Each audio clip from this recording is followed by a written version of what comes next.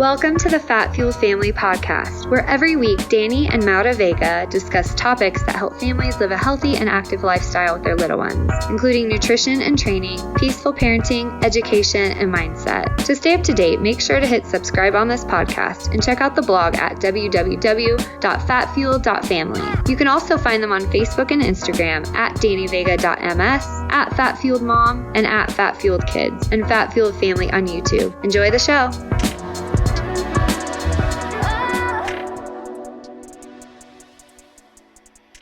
Hey guys, sorry to interrupt the show, but I just had to let you know about an awesome new company we're working with called Regenerative Pastures. Regenerative Pastures provides grass-fed meat directly to your door from ranchers who practice regenerative agriculture. This means that the meat you're buying is healthier for the environment because of the way the land and animals are managed to sequester carbon and promote healthy soil biology. And of course, it's healthier for people because this meat contains higher omega-3 fatty acids. They have an incredible selection of grass-fed beef boxes, organ meats, and organ jerky that are all regeneratively raised. I absolutely love their chuck eye, T-bone, and even their ground beef is delicious.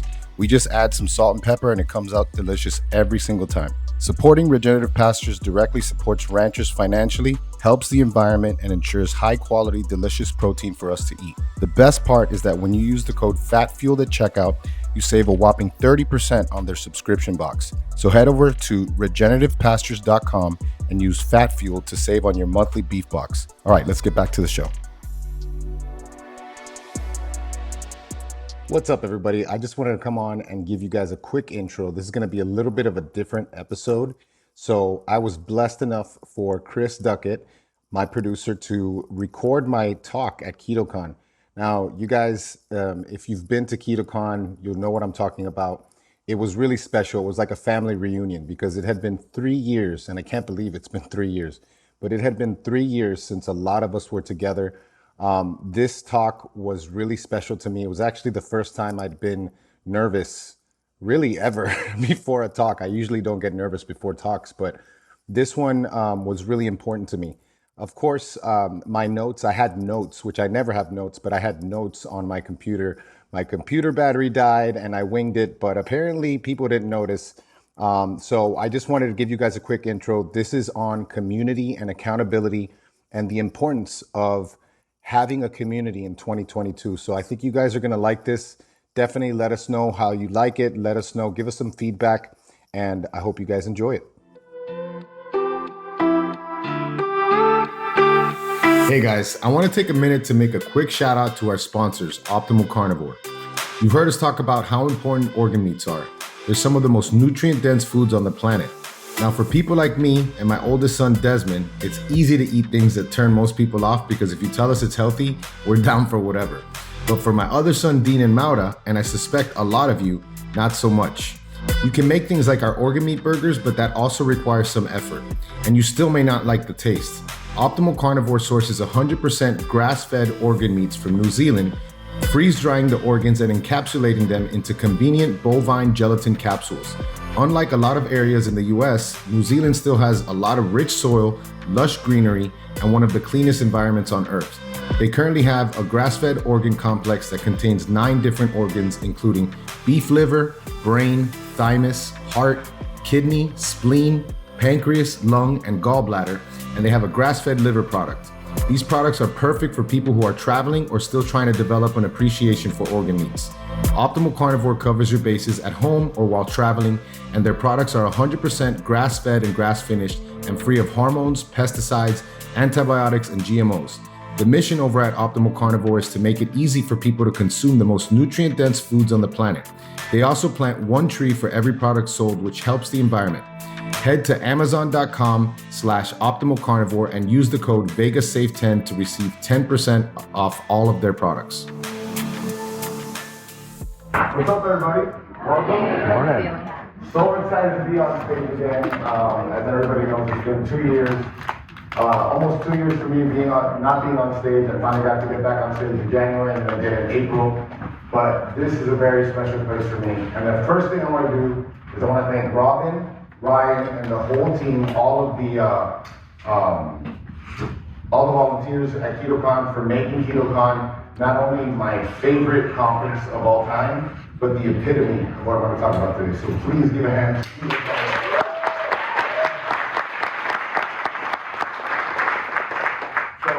I'm going to talk about community and accountability and the importance of community and how to leverage your community to basically become your best self. And I'm sure a lot of you guys know. Well, first, before I get started, if you don't know me, I played college football. I was a collegiate head strength coach. I was 11 years sales veteran. I did 3 in pharma. Yeah, I did 3 years in pharma. And 8 in medical device. I was a top-ranked powerlifter and indoor rower, entrepreneur, coach, podcaster, and I also wrote a children's book, which I'll talk about a little bit at the end. All right, so pre-2020. Pre-2020, people really thought we had a beat on things. We thought we kind of knew the lay of the land. We didn't know everything, but we thought we had the world figured out. It was pretty much easy to mind your own business, keep your head down, get things done. It wasn't optimal, but now it's untenable, completely untenable. Most of us got away with a lot because as long as we were able to take care of business in 1 or 2 areas, we could kind of let these other areas slide. And there's a lot more leeway. Many of us abused that leeway because business was easy, social media was easy, mental health was easy, but a lot of us weren't thinking about the importance of community because we took it for granted. So I want to read something to you guys because now things are a little bit different now. And keep in mind, these statistics are old. It's much worse. It's much worse than that right now. We see that only 1 in 8 Americans are achieving optimal metabolic health. So we have metabolic issues. We have issues with relationships and mental health. Suicide rate is 40% higher in the youth compared to 2000, which is absurd. And of course, we know that 30 to 40% of businesses, which is 9+ million, close their doors for good in 2020. So things have to change. We can't do the same thing that we used to do. So social atomization. What is social atomization? It's just another word for social isolation. And we were already on our way there before 2020, but 2020 took it into overdrive. And I want to read something to you, and you tell me if this sounds familiar. Picture this. You wake up in the morning alone. You reach for your phone and see a bunch of messages. Half of them are ads, and the other half are from people you don't really care much for, so you ignore them. You do your thing, get dressed, and head out to work. You get onto the train, which is crowded. You're surrounded by strangers, but you have your earphones in, and you don't know any of them anyway. You get to your building and pick up a coffee. The barista's friendly, and she knows your name, but you barely remember hers. You get to the office, your coworkers are cordial and friendly, but you wouldn't exactly call any of them close friends. You do your work. Lunchtime rolls around, you grab takeout at the local restaurant, you eat lunch at your desk, you do more work. 6 p.m. rolls around, it's time to go home. You grab some food alone on the way home. Sometimes you quietly eat at a shopping center surrounded by strangers. Other times you just want to be alone and grab takeout and eat at home. You wind down for the day with some Netflix, play on your phone for a bit more, then go to sleep alone. You've just gone through your entire day surrounded by people, but entirely and utterly alone. Maybe you're one of the lucky ones. You get to catch up with some friends for dinner and drinks on the weekend, but that's your social contact for the week. 164 hours being socially atomized, 4 hours of real human connection. What happened in 2020? Many of us were isolated, all right, and we did the human thing. We tried to figure out how to thrive in an isolated environment. And then that became, I hate this word, but that became the new normal for us, right? And a lot of us got comfortable being alone. I'm more of an introvert now. It's pretty crazy. And with no one to encourage you or check you, you can begin to spiral, and people can make really bad decisions when that happens. I've been watching this for the last several months, and I'm sure several of you can name people in your own little social circle who have gone through some really crazy things, unrelated, completely unrelated to what just happened the last 2 years.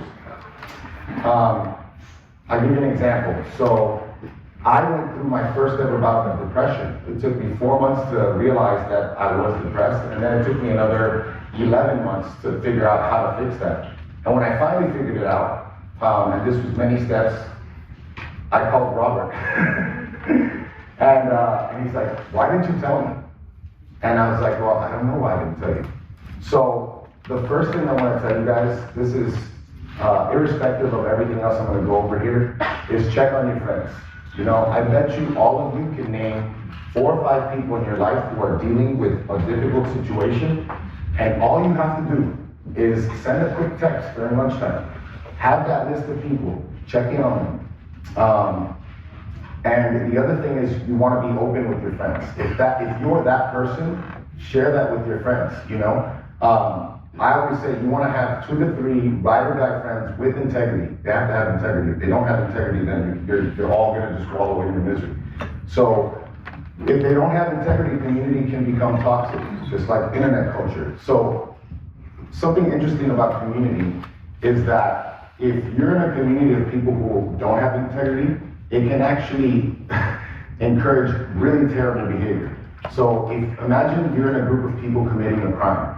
What ends up happening is the blame gets spread across. So the blame doesn't just rest on you. So now you feel like you're justified in doing what you're doing. But on top of that, there becomes this competition of who's going to escalate and do things the worst. And that's how we get some of the most ridiculous, heinous crimes that we've ever seen.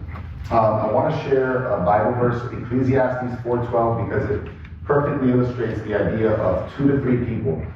Though one may be overpowered, 2 can defend themselves. A cord of 3 strands is not quickly broken. To be alone in life is always a more precarious position than having friends. People who travel alone are much more vulnerable, and we're designed to be social. That's just a fact. Now, social media can be used to inspire. I have nothing wrong with that. I have people that I look up to, that I follow, and I'm inspired. But it's much more often used to distract. So keep that in mind, and it also encourages spectator culture. Another thing that Robert and I spoke about probably 3 years ago, even before this, I used to watch college football all the time. You know, I never missed a game, and I haven't watched a game in like 4 or 5 years. Robert, being someone who's never watched college football, is like, well, that's probably because you're busy doing stuff. And I'm not criticizing people who watch sports and people who play fantasy football and all that, but a lot of the time when you're busy doing, you have a hard time finding time to look at other people doing things. And I find that even with children, they're watching people play. They're not even playing the video games anymore. They're watching people play the video games. They're watching people play, which is crazy. All right. What else? We're going to talk about the psychology of belief and how that plays in with community. And I want to go through these 2 case studies. So, first of all, I had a hypothesis and it was completely right. I love to write programs. I love to write meal plans. I love to design training plans. It's one of my favorite things to do. But it's this obsession with tactics that we have that it keeps us just like this whole paralysis by analysis. Are my macros right? Am I doing the right volume on this lifts? Am I doing the right lifts? And I thought this 75 hard with my group coaching clients, which was, I got a few of them here that did it, 31 out of 100 clients signed up for this. And I thought, you know what? I even told them, I said, I bet you that you guys are going to do better than any program that I've ever done for you. And it's going to work better than the best plan with just the macros down perfect and the perfect weight training plan.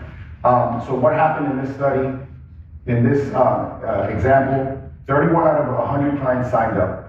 And you know, if anybody doesn't know 75 Hard by now, definitely check out 75 Hard. It's amazing. I went through the whole year, and this was actually really instrumental in me getting out of my depression. We started right after the holidays. The funny thing is I mentioned it a few weeks before the holidays. This is what we're going to be doing. We had about 20 people or 15 people, and then December 27th, the people started coming in. I need to do this, you know, because of course right after Christmas people let themselves go. We had a high completion rate. We had high engagement. About 20 of the people were engaged the whole time. The average weight loss was 20.3 pounds. Not everybody had a lot of weight to lose, so even that is impressive to me. So, the other thing, this is a completely different example. I started this challenge, it actually started in April, I messed up there, but this was a free challenge called the Carnivore Journey. We basically did 3 months of getting more and more strict on the carnivore approach. I wanted people to see what it felt like. I think everybody should try this. It's amazing. It's one of the best elimination diets. I could go on and on about carnivore. We had 100 people sign up. This was 91 days. It started in April. We had the first coaching call, we had 30 people on. By the second coaching call, we had 5 people on. We had 4 or 5 people that stuck with this thing the whole time. So obviously there's a few different stairs. I want to talk about them. I'll talk a little bit about why, what I observed, but I want to first ask you guys, I'll go through this first because this is important. So the belief thing, like I said, I'm gonna get more in depth with that. The genuine connection that we had, that was really important. Skin in the game, this was a big difference with both of these. So number one, financial commitment. These people were my clients. These people I was their coach. It was a very well-defined relationship, and they had that. There was also consequences for non-compliance. If you mess up on 75 hard, you gotta start over. And clear leadership. Interesting thing that happened on the Carnivore Journey is that I started to get leaders popping up and completely starting to tell people to do different things than what I had. And I was like, wait a second. And so that was really weird. And I think it's tied to the same thing, that idea that I am the coach, we have a coach-client relationship, versus just a group of people that get together. So a bunch of not enough Indians and too many chiefs, So now, go ahead and raise your hand if you've ever paid someone to help you hit your goals, whether they're business, life, nutrition. Yeah, okay. So keep your hand raised if you think you accomplished something that you wouldn't have if you hadn't hired a coach. Okay, so most of you. Okay.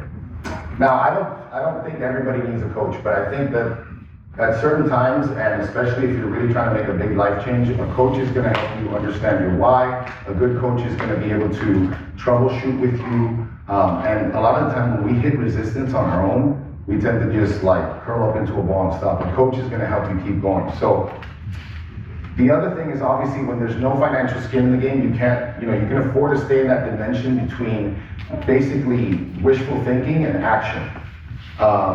And the same is true socially. If you don't have a community that encourages non-threatening accountability, I couldn't think of anything else. Non-threatening accountability is basically a culture in the group where it's okay to call people out, and you do it in a respectful way. There's no judgment, but there's no allowance for BS. There's no allowance for people making excuses. And I just want to say, clear leadership, of course, it's important for several reasons. First, because of the research on sharing goals. So sharing goals with people actually works. Because remember, we've been told that we shouldn't share our goals with people, and there's reasons for that. The minute you start talking about what you're going to do, your brain thinks you already did it, and you're like, check that list, and then you don't do anything. But there's actually a ton of research that shows that sharing your goals with people that you perceive to be closer to those goals or have accomplished those goals, if you share that with them. So if you share your goals with a coach or you share your goals with a mentor, that's actually going to work much better. And the other thing is, clear leadership is important because I have a few people here, Tanya, Christy, amazing leaders, and they had a group that did 75 hard with them, and probably the majority of the people that joined that challenge did it because they were doing it. And so that's why it's also important. All right. How many of you have read The Power of Habit? Awesome book, Charles Duhigg, great book. So they talk about the importance of belief. So believing in a higher power, they talk about that. That's important. You can make it through the stressful periods with sobriety, for example. And once you learn how to believe in something, that skill spills over into other parts of your life. Until you start believing, I can't believe this. Until you start believing that you can change, I'm going to read this over here because I can't. So, new habits are not enough. Belief addresses coping skills. So you can have these really good habits, but then when you have a hard day, you need to have belief that you can do it, because if not, things just stop. As soon as you have a hard day, they stop. So what can make a difference is believing that you can cope with the stress without alcohol, in the case of AA. And what AA does is it trains people to believe in something until they believe in the program in themselves. A community creates belief. You know, you start to have this, if it worked for that guy, it must work for me. And that definitely is very powerful for people.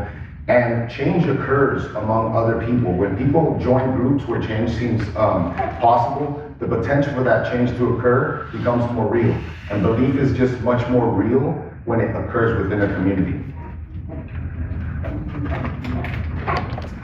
All right, engagement and honesty equals connection. So this was talking about, when I was talking about non-threatening, what was it? Non-threatening accountability. Thanks, brother. So a good leader is going to create a culture of engagement and honesty. We'll have daily questions, we'll have non-threatening accountability, valuable content, things that are going to keep people engaged. Because if people aren't engaged, then no one's going to say anything. They're just going to say, I'm going to keep that to myself. And, well, first of all, raise your hand if you've ever had a workout partner. All right, raise your hand if you ever lost that workout partner. Now raise your hand if you fell off after you lost that workout partner. Yep, so that happens a lot, unfortunately. And regardless of what I'm going to cover today with community, it still starts with you personally. So keep in mind, community is something that you leverage, but it's always going to start with you. Remember, it's going to make sense for you to have some skin in the game. That's going to work. Personal investment is going to be much more effective in most examples, and clear leadership tied to social incentives. All right, so personal responsibility, I'm going to get into, like, there's a few slides that I want to get into when it comes to personal responsibility. A clear starting and ending point, sustained intentionality, consistency, just being consistent, doing something very simple, doesn't have to be complicated, consistently, and a holistic approach. So what do I mean by holistic? I mentioned 3 areas at the beginning. We talked about, or what Tom Shea calls performance pyramids, and we're abysmal as a country. We have poor metabolic health, we mentioned that. We mentioned social atomization, which deals with relationships, and business failures. These 3 areas plus 2 more comprise the 5 performance pyramids. In 2022, if you're not focusing on all these performance pyramids, your performance is going to be abysmal. And if you tackle all of these areas consistently and leverage your community to keep you accountable, you're going to thrive regardless of what's going on in the world. And obviously we need that now, because there's a lot going on in the world. So real quick, a 6-hour baseline. This is something that if you guys want to learn more, I highly recommend Tom Shea's books. He has 2 really, really good books. Check them out. But this is something that's been really helpful for me. And what I love about it is that it has an offensive, a defensive, and a strategic component, just like sports, just like the military. So 30 minutes of spiritual activity per day, 30 minutes of physical activity. Example, you have a 60-minute workout, 20 minutes of walking, 10 minutes of mobility or stretching, 30 minutes of relationship. My wife and I love this one. Example, so the offensive would be, or the defensive would be 5 minutes of listening. When your partner is talking to you, you're just listening, you're not saying anything. 5 minutes of talking, you're the one who's sharing. And then the other 5 minutes would be 5 minutes of intimacy. And so that's, you have the offensive, the defensive, and the intimacy is the strategic. If you want your relationship to last over time, you got to keep that intimacy. One quick note on this is that when you're doing this daily thing with your significant other, there's no drama. Okay, so those 5 minutes, you're not using them to complain about your boss or just dump on them. You're just basically, you want to stay with each other. You want to keep each other accountable. This is what my goals are for today. And this is how you and your partner keep yourself accountable. 180 minutes of wealth. I know a lot of people will think that 3 hours a day of working on your business is very little, but I can guarantee you that most people that are working 12, 15 hours a day are getting less than 3 hours a day of productive work, which is ridiculous. 30 minutes of intellectual, also offensive, defensive, strategic. So an example would be, offensive would be working on learning a new skill. Whatever that newest skill is. For instance, me, Robert recommended the book by Cameron Haynes and Dorr, and now I want to shoot bows now. So that would be me. I want to spend some time working that new skill. Defensive would be working on a skill, honing a skill that you already possess, getting better at something that you're already good at. And then strategic could be visualization. It could really just be 10 minutes of just calm, keeping that calm during the day. All right, I love these pictures because I put them there on purpose because they're so corny. Like team building is not like, it never works. Like anybody who's been in corporate America, I've been in corporate America, most of these things, I mean, they're just like a grind, it's like rah, rah, rah, okay, let's play the game. And then everybody goes home and nothing changes. But remember what I said, accountability starts with the individual. So I want to just share two examples. One of them would of course be 75 hard. And so if you really want to get yourself started with this, the other one would be a 21-day challenge. This is really, really simple.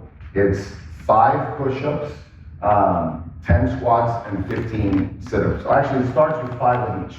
5 push-ups, 5 squats, 5 sit-ups. And you do that for 7 days straight. At the beginning of the day, right when you wake up, and at the end of the day, right when you go to sleep. Right? And then the second week, you do 10 of each, and the third week, you do 15 of each. First time you wake up, last thing you do before bed. It seems like the easiest thing ever. It is impossibly hard. Impossibly. Okay? And what I want you to think about, and the reason why these things are really good is because they're going to help you understand what you're telling yourself when you do things that you don't want to do. And some examples would be, I forgot. And that's the biggest one, I forgot. The second one is, this is stupid. Why am I doing this? That happens all the time. People say this is stupid. And the third one is basically the weather. Well, I wanted to do it, but I had to go to the gas station and all these excuses. Like the weather's never going to be perfect. The bottom line is you have to get these things done. Now you have several layers of community. You have your immediate tribe and your partner. So we talk about those 2 to 3 people in your life that you trust and you want to be consistently in contact with those people. Your partner, of course. We keep each other accountable a lot. I'll just share with her what I loved about what she did is she just like, take care of this, and then she gave me some space to take care of it.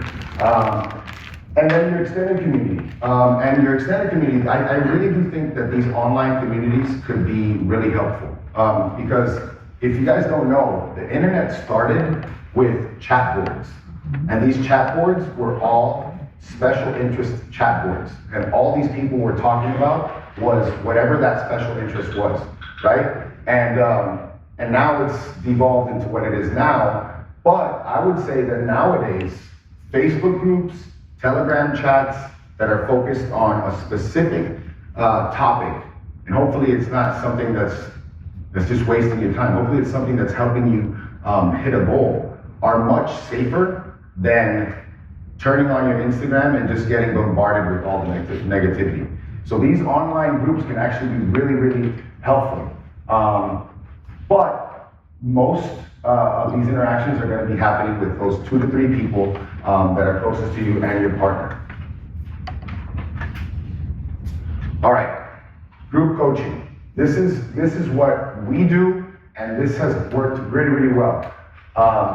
What we do is we do personal accountability. So the first thing that we focus on meals, muscles, and mindset. I have the genius behind Fat Fuel Physique over there, who helped me. When I first started my group coaching, I knew what I wanted to do, but I was wrong. I should have asked people what they needed. And we've actually been able to evolve that into what it is now. We have a daily touch point through our Telegram chat. We have our bi-weekly touch point, which is our group coaching calls. We have habit stacking and streak building monthly challenges. This month, starting Monday, we're starting something called the Crucible challenge, where we're gonna have, I expect you guys to all do, all my clients that are doing this, I expect everybody to join this. And we're gonna be doing 5 different challenges a week.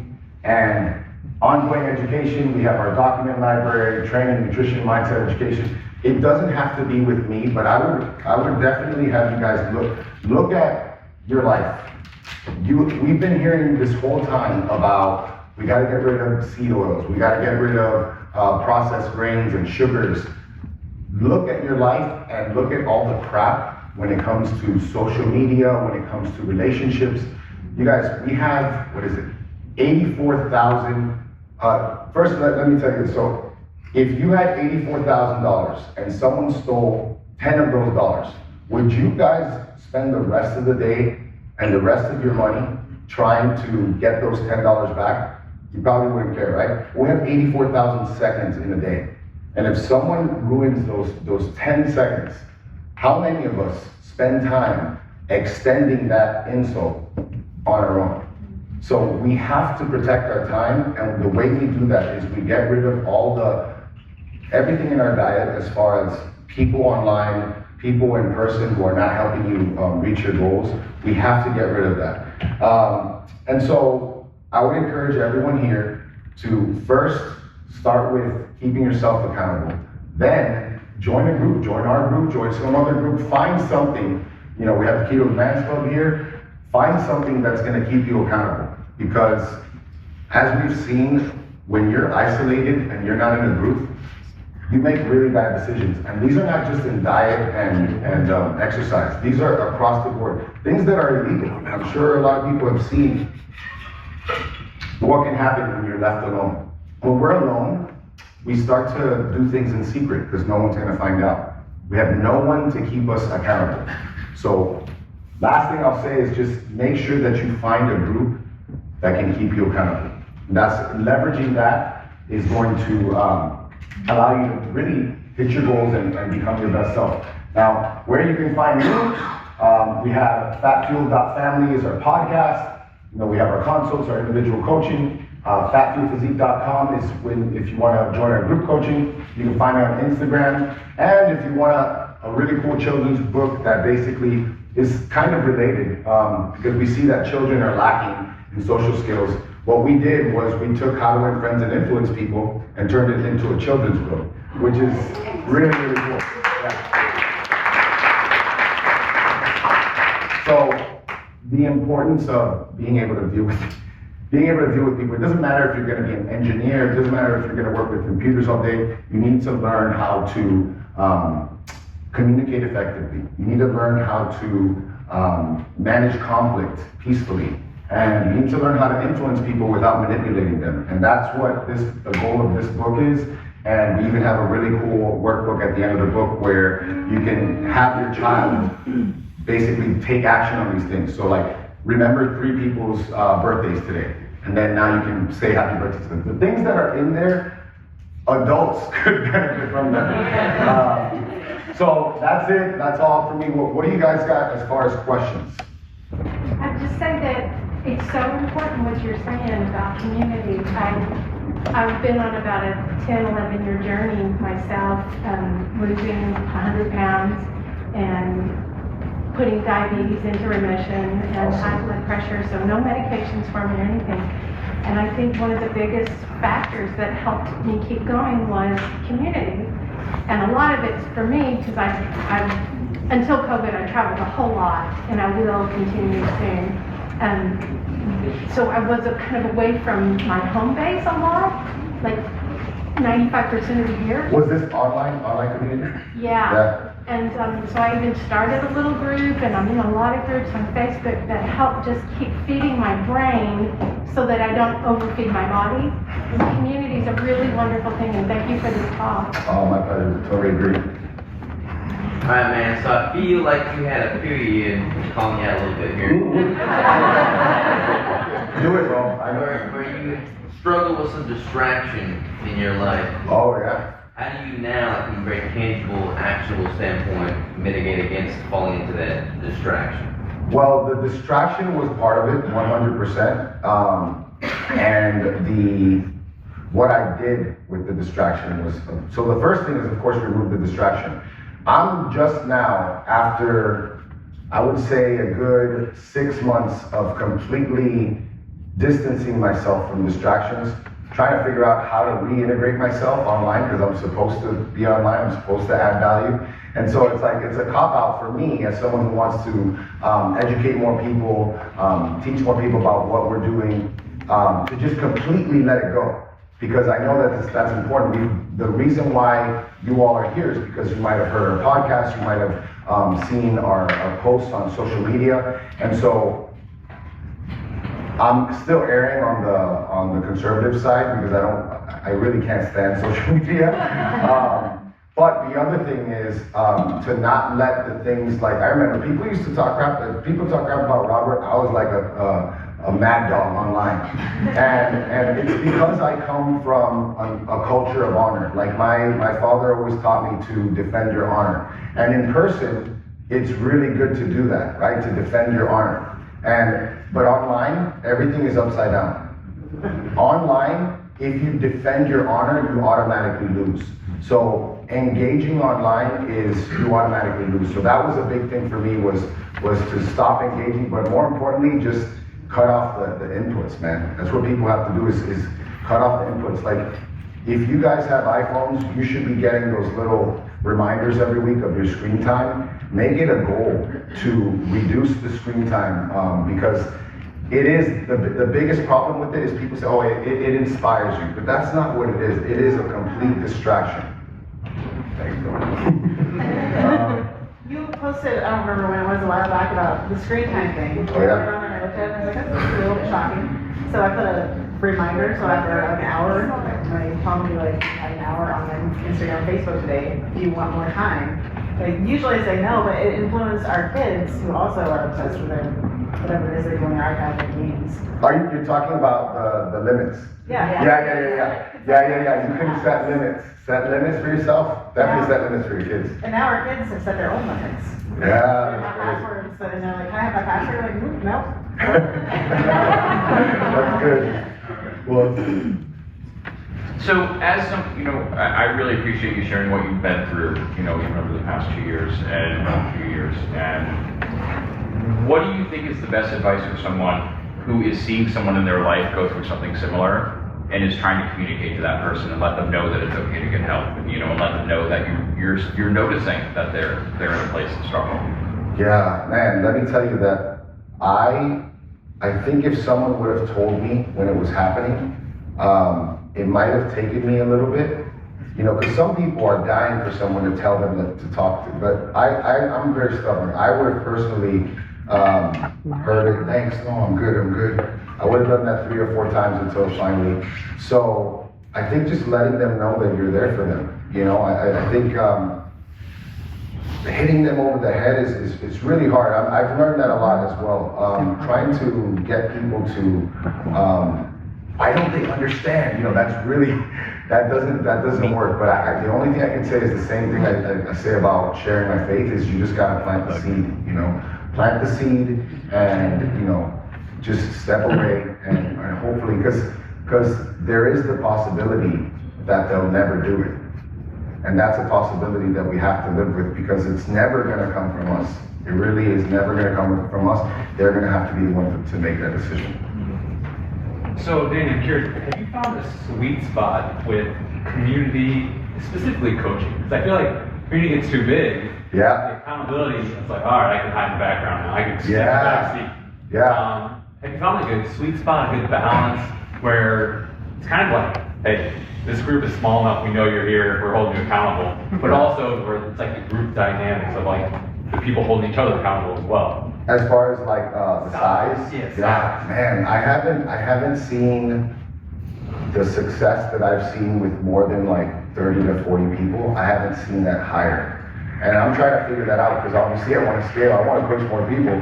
But what I think you can do, and what I think is works for us, we have people in our group that just are chronic challenge takers, and I like that because I'm kind of like that, and sign me up for it, And so if you can find ways to continuously engage, even when the group grows, and those people are continuously I think there's that belief that people are. I forgot to mention success breeds success. That's something that was on one of the slides. And 2 examples of success breeding success. Number one, in 2020, my son Desmond taught himself how to beatbox. So I was like, okay, and he's sick at beatboxing. He taught himself how to do origami. After he learned a few times how to do things, he got the confidence that he could teach himself anything. And now he's ridiculous with Rubik's Cubes. He can solve several types of Rubik's Cubes. But the other way that success breeds success is seeing others succeed. Because sometimes we do get in our comfort zones and we kind of drop off and we see others succeeding and then it motivates us. And so if we can have, as long as people are getting access to seeing the success stories of the group, they're gonna keep saying, you know what, maybe I can do that. The problem is when they just completely disengage, and they're not even looking anymore, that's hard, but yeah, that's, unfortunately, I haven't been able to grow that. I want to grow that engaged number, and hopefully we can find a way to do that. A quick question about in-person community versus virtual community. What are the differences that you've seen there? I mean, I'm sure they're both important, but are there advantages to having that in-person? Yeah, in-person community definitely, especially in like an immersive environment. So like where you're in a group, like at a retreat, that's always going to lead to much more openness. The perfect example would be Jay Ferrugia talked to me and Adam and Robert about his small men's retreats. No more than 15 people. First thing they do is they crack up. They do something that they maybe, some sort of activity, or they go look at, a stand-up comic and they crack up. The second thing they do is they'll do their workouts, they'll do all that, and by the end, that second or third night is when they're by the fire and they're, you got grown men crying at, 12 o'clock at night, And it's never gonna be, there's always gonna be a level of safety and that like guard online that you won't have in person, because you just have much more interaction and you get to know people and you're spending more time with them. But we live in the world that we live in, we have to take advantage of the online as well. But yeah, if you can get in an in-person group of something and it's something quality, then I would definitely, that's why running clubs are great. That's why, powerlifting clubs, like these people are like, they're not just workout partners, they're going to each other's birthday parties, they're going, all those things. Even for me, like church, small groups, all those things are super, super important. And then if you can do challenges within the church, like what I'm trying to do, is always huge. Jonathan, what were we gonna ask? Yeah, I was just gonna ask, so a lot of what you talked about, takes a level of self-awareness, right? The ability to observe yourself. And I know, that's something that people struggle with. So what is something that you would tell somebody, or what have you done to help create a sense of self-awareness so that you can actually know that you need to address the issues that you want? I guess the best thing we could do is fake it till you make it. So, I was aloof. I used to be aloof. I used to think that was a superpower. I used to think that I was born that way. That, I don't notice things. And I do notice things. I just put them down and I didn't address them. So, obviously having a friend, like I said, having that friend that you can keep yourself accountable with is gonna be huge. 1 or 2 friends, because a lot of the time, we don't want to face the hard things. Like we talked about, we had a men's mental health podcast the other day, and as a man, I was either angry or I was happy. There was no sadness. So if I got sad, I get angry. And if you dig a little bit deeper into why that is, it's because we don't want to address the things that we don't like about our life or situation, ourselves. And so it has to be repetitions of continually facing the things about yourself that you don't like. And again, Cameron Haynes' book, Endure, amazing, because what he shared about that was that, what he shared about that was that people who get really good at stuff, they're, I don't want to say ultra critical, but their whole thing is always about getting better. They're never happy with themselves. And there's a thin line between beating yourself up and and keeping yourself accountable. But I would say that most of us err on completely not beating ourselves up. So, you know, you can be a little bit aggressive with being real with yourself. So you mentioned it's not just community that is important, but it's who is in that community, right? Yes. So what do you say to the person who's going, well, maybe I'm not in the right community? You know, as you know, somebody needs to change. They start eating keto. They don't have so much support in their friend group. What do you say to that person? How do they find that right community? Well, first of all, you gotta have that hard conversation and get rid of those friends. I'm sorry. You do, yeah, right? You gotta get rid of those friends, and then you have to find like-minded people. You know, I think so many people are in these proximity relationships that it's like this. That's why we hate school, because it's like, you know, you put a bunch of kids together, none of them really have anything in common, but they, you know, there is the rare occasion where you find someone that you kind of have like, you're kind of alike and you have a real friendship. But when we have proximity relationships that are not really based on anything, shared interests, it's a waste. So the first thing is you gotta, and you know, it's hard nowadays. Like, you know, obviously a lot of us have issues with having hard conversations with people because we've been completely ill-prepared to deal with just assertive communication and nonviolent communication, because, you know, it's okay to go different directions. It's okay to say, you know what, we're not on the same page right now. I gotta put my time over here because I have some really important goals and this is really important to me. And if you want to join me on that, cool. But if not, I can't hang out. I don't have time to hang out. You know, that's basically it. But how do you do it? I think you just find other people. That is another cool thing about having online communities, because you can really find that quick. Yeah. What do you think it was about 75 Hard that was so effective at getting you out of that depression that you were in? Man, great question. So I never knew what depression was until I actually felt it. I thought it was like, oh, I'm so sad, you know. But depression is really like, nothing matters. I'm not gonna do anything. I was just completely unproductive. Like, it was crazy. And so having something like that, it actually started with, I did 40 miles for my 40th birthday in February of last year. And that was just like, do it. You know, and then it was 75 Hard. I actually went through the whole year of 75 Hard. So I recommend that to everybody. There's several phases in it. But it's because I lost so much confidence with that depression. Like even my interactions with people weren't the same because I didn't have that same air of confidence. And confidence, to me, the best confidence builder is doing things.